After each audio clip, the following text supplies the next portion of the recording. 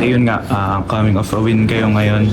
Kumbaga, tapos Holy Week break. Yeah. So, paano mo lang i-assure na you will be staying in shape? Actually, wala pa kami like schedule talaga kung kailan magiging break namin.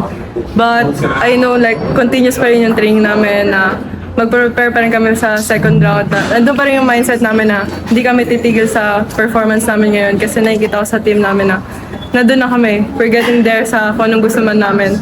Tapos yun. Tapos pag nag-break man, syempre like nandun pa rin yung mindset namin na focus pa rin na pero mag-spend time kami sa family namin. Pero so, ayun nga, nasabi mo, spend time with family. Ano yung mga gagawin mo para to refresh yung, syempre, physically then mentally rin? Siguro this break, syempre like, actually magpahinga lang talaga, like tulog, tas sa bahay lang. Walang Yeah, vacation ba? like, syempre, araw-araw kami nag-training, so mas, for me kasi mas feeling ko pa like nasa bahay lang muna para mag-rest talaga. Yun lang. Thank you. Thank you!